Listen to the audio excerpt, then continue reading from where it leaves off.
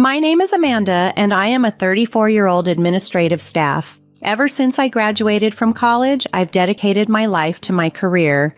Initially, I joined a major company where I committed a decade to hard work and continuous self-improvement, earning several promotions along the way.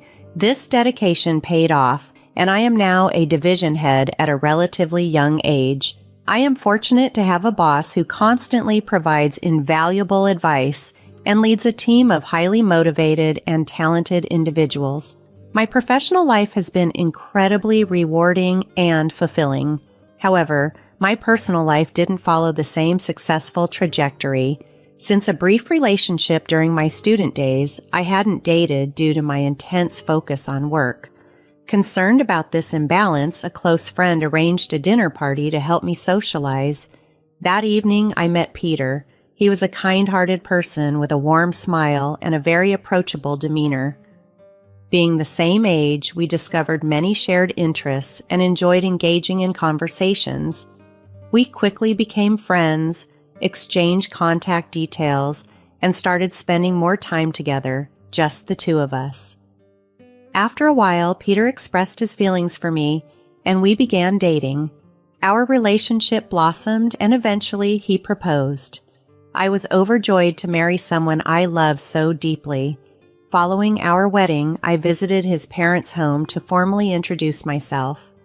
They were incredibly welcoming and warm, mirroring the kindness I had come to know in Peter. "Amanda, it's wonderful to meet you.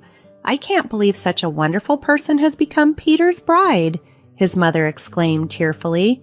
"We are so proud of him for bringing such a fantastic woman into our family," his father added, while Peter playfully cautioned them, saying, "Hey, Mom and Dad, stop it. You're embarrassing Amanda." But they just laughed it off, saying it was all in good spirits.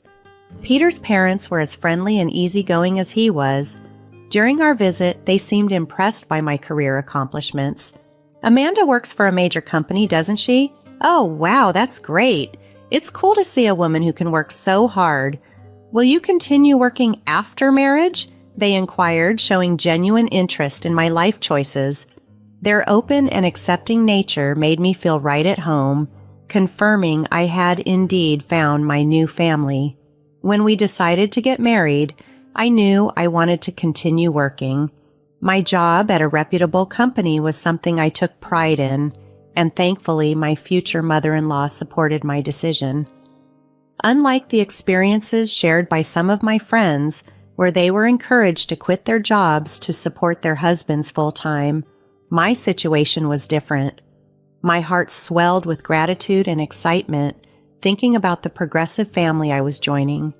After the wedding, my husband moved into my apartment, and we began our new life together as newlyweds. Our days were filled with joy and love, both of us appreciating the time we spent together, me cherishing the moments at home with him, and him welcoming me back from work with a smile. 7 months into our marriage, my husband approached me with a concern. He proposed that we move in with his aging parents who needed more support. Though surprised, I understood his predicament, especially since he was an only child and naturally felt a deep responsibility towards his parents. Unlike my situation, where my brother and his wife lived with my parents, my husband had no such support for his own. He suggested renovating his parents' house to accommodate 2 families under one roof. This meant we could have our private space while being close enough to care for his parents. It struck me as a thoughtful and practical solution. The idea of living in a beautifully renovated, spacious house, yet maintaining our privacy, was indeed appealing. The prospect of living with my in-laws seemed less daunting, knowing that we wouldn't be on top of each other all the time. I agreed to the plan, and my husband was overjoyed. His parents, when informed, were thrilled by the arrangement. As we discussed the details of the renovation and prepared for this new chapter, I felt a mixture of excitement and relief. It was a significant step, but knowing we were making the right decisions for our family's well-being made everything feel right. The support and kindness from my in-laws reassured me that we were on the path to creating a harmonious extended family life. When my in-laws visited us, their warmth and gratitude were palpable, enhancing the already cheerful atmosphere. Their kindness made me feel comfortable with the idea of merging our households into one.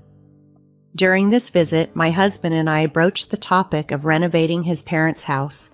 The estimated cost was around $120,000. However, as we delved into the financial details, my husband hesitated before making an unexpected request. He asked if I could cover the entire cost of the remodeling. Surprised, I pressed for an explanation. He then revealed something even more shocking.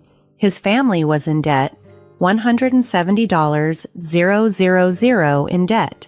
This was the first I had heard of it. Neither during our dating period nor after our marriage had this been mentioned. The revelation took me aback, especially the magnitude of the debt, which was far beyond what I had imagined. He explained that the debt hadn't been overwhelming at first, but had grown over time. Despite his efforts, he couldn't manage to reduce it significantly.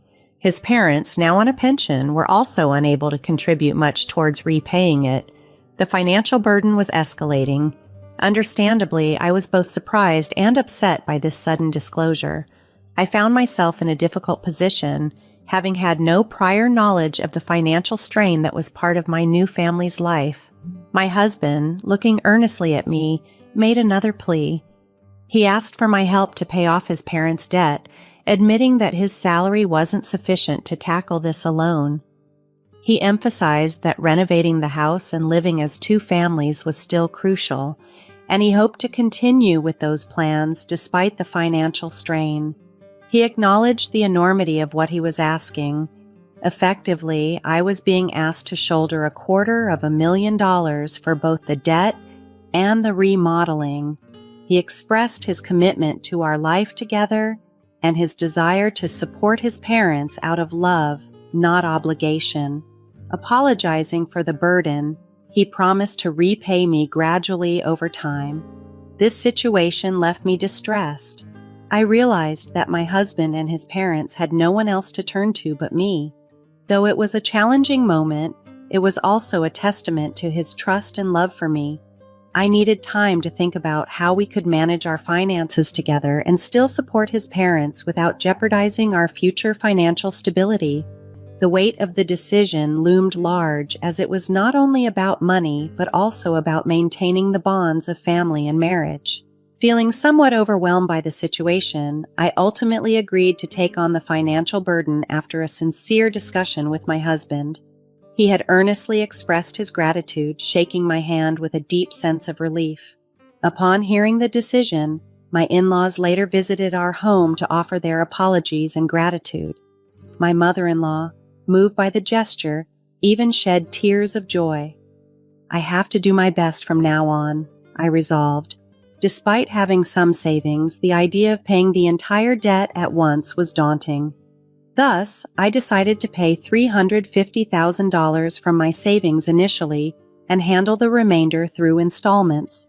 When I discussed these plans with my in-laws, they agreed, suggesting I directly transfer the payments to the debt repayment account to avoid any mismanagement. This method seemed more efficient and secure given the large sums involved, and would prevent the funds from potentially being mishandled during the transfer process. My husband supported this straightforward approach, which would also save time and reduce the risk of errors in handling the money. Once we finalized these plans, I could see the relief wash over my in-laws' faces. Now we don't have to fear the monthly debt collectors that have been haunting us, they expressed. My father-in-law, deeply appreciative, urged my mother-in-law, "You should thank Amanda properly. I can't even count how many times I've thanked you. I can't thank you enough," she replied, expressing profound gratitude. While I was glad to see them relieved and happy, part of me felt uneasy. Their comments made me slightly uncomfortable, as if I were just a financial resource rather than a loved family member. Despite these mixed feelings, my primary motivation remained clear. I wanted to support my husband's family, whom I dearly loved. With these intentions, we proceeded with the house remodeling and completed our two-family home. It turned out to be beautiful and spacious. providing us all with a sense of accomplishment and a new beginning. Living together, our daily interactions brought us closer, and seeing my in-laws' content in the environment we had created filled me with a sense of fulfillment despite the initial reservations. As we settled into our new living arrangement, the joy and gratitude from my in-laws continued to remind me of the positive impact of my decision, reinforcing the bonds within our extended family. My husband's face brightened as he walked through our newly remodeled home. I too was thrilled, especially enjoying the upgraded modern kitchen that made cooking a breeze.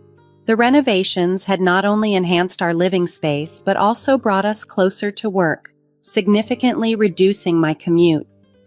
This newfound extra time was a blessing. I planned to use it to further my studies. Despite these positive changes, a nagging concern shadowed my days. I was diligently working to pay off the large debt we had inherited from my in-laws, yet my husband hadn't contributed financially. He had initially promised to help, but despite this, he hadn't made any payments from his earnings. When I confronted him about his financial contributions, he simply stated that his salary wasn't sufficient to assist in the debt repayment. Curious and a bit skeptical, I asked him to show me his pay stubs to understand our financial standing better, but he refused. I persevered, working tirelessly for a year to reduce the debt. During a family discussion, my in-laws inquired about the progress on the debt repayment. I informed them that we had managed to pay back about $50,000 this year, leaving us with an approximate balance of $110,000. They were astonished by the amount I had managed to clear on my own. "Amanda, that's incredible. At this rate, you could have the entire loan paid off in about 4 years, they exclaimed. Their gratitude and emotional response made the hard work feel worthwhile. However, just a few days later, an unexpected event occurred. I was scheduled to work late, so I informed my husband I'd be home after my usual time. But work wrapped up earlier than expected, and I headed home early, looking forward to a peaceful evening and perhaps surprising my husband with a homemade dinner. But as I opened the door, a familiar sight caught my eye. My in-laws' shoes were by the entrance. Surprised, I realized my mother-in-law and her family must have visited unexpectedly. The situation piqued my curiosity and a mix of emotions as I walked in, not sure what to expect with this sudden family gathering. As I approached the living room, I thought I might find my husband and his parents busy with something. Instead, I heard snippets of a conversation that stopped me cold. "Peter, you were right to marry that woman. You did great. I can't believe you snagged a woman with that much money just because she works for a big company. You played your cards right." The talk then shifted, and I heard mentions of gratitude and manipulation. "You should be more grateful," one voice said. "Oh my, you're one of the ones who racked up that debt," another retorted. They argued about who spent what on horse racing and gambling, all while praising the stroke of luck that brought me into their family for financial salvation. They even joked about discarding me once the debt was cleared. Laughter followed, chilling in its casual cruelty. Frozen by the door, I struggled to process the deception. When I finally gathered myself, I announced my arrival loudly and stepped into view. My husband and in-laws turned to me with smiles, welcoming me warmly as if nothing had happened. "Oh, Amanda, welcome home. Good job. Let's have dinner together later," they chimed, completely oblivious to the turmoil inside me. The warmth of their smiles now seemed sinister, knowing the true sentiment behind them. Throughout the evening, I kept my composure, hiding the storm of emotions raging within. Later, alone in my room, I wept. Not just from sadness, but also from a profound sense of betrayal. Over the next few months, I secretly laid the groundwork for a divorce. I prepared myself emotionally and financially, still outwardly playing the part of the devoted wife.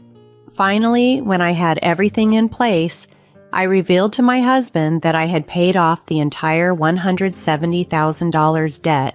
His reaction was one of disbelief. not realizing the extent of the resources I had or the resolve I had mustered. "I have quite a bit of money saved up," I said calmly, holding back the tide of emotions.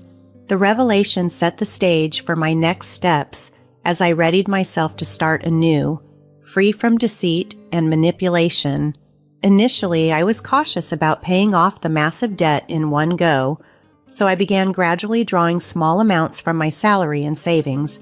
However, once the remaining debt dipped below $120,000, I decided it would be more efficient to just clear it all at once. When I explained my plan to my husband and showed him the bank statement proving I had paid $110,000, he struggled to hide his excitement. "Wow, Amanda, thank you. My dads are going to be thrilled about this," he exclaimed, covering his face with his hands in a dramatic show of emotion.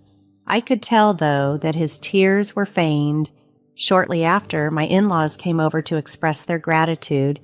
"Thank you so much, Amanda. You're like an angel to us," they gushed. If I hadn't overheard their true feelings about me, their words might have filled me with joy. Instead, I was painfully aware of their deceit, and I maintained my role only because I was already preparing for what was to come. A few days later, my husband asked for a serious talk. His expression was grave as he delivered his shocking news. "Amanda, I'm sorry, but you have to leave. I have a new girlfriend and I'm going to live here with her. You're going to my parents' place," he said, expecting me to be surprised. I feigned confusion. "I don't understand what you mean," I replied, playing into his narrative. "You're just not understanding at all. I don't need you anymore. But since you're a good breadwinner and housekeeper, you can stay here if you want," he said dismissively. As he spoke, the front door swung open and my in-laws walked in. "Peter, did you finally tell her?" they asked eagerly, almost gleefully. "Yeah, I told her. I wish I could have seen her face," he replied. "That's how it is. You can stay and do chores for us. Of course we'll have to charge you rent," they added, revealing their true expectations. This entire scenario unfolded as I had feared, based on their earlier candid conversations. Knowing their plans for me didn't make the revelation any less bitter, but it fortified my resolve to act on my escape plan. I had already laid the groundwork for a new beginning, free from their deceit and manipulation. As I navigated these revelations, I prepared to turn my back on this toxic environment for good. My husband's laugh echoed sharply, mocking me as if to underscore how despicable they all were, but I had prepared for this moment more thoroughly than they could imagine. "Well, it's time for all of you to leave," I declared calmly. My in-laws scoffed, rolling their eyes at my audacity. "What are you talking about? Do you think you can manage that?" they challenged me. I smiled, a cold, steady smile that I felt all the way to my core. "Actually, I can easily afford the renovation myself. Plus, I've transferred the house deed into my name. That means I get to decide who stays and who leaves."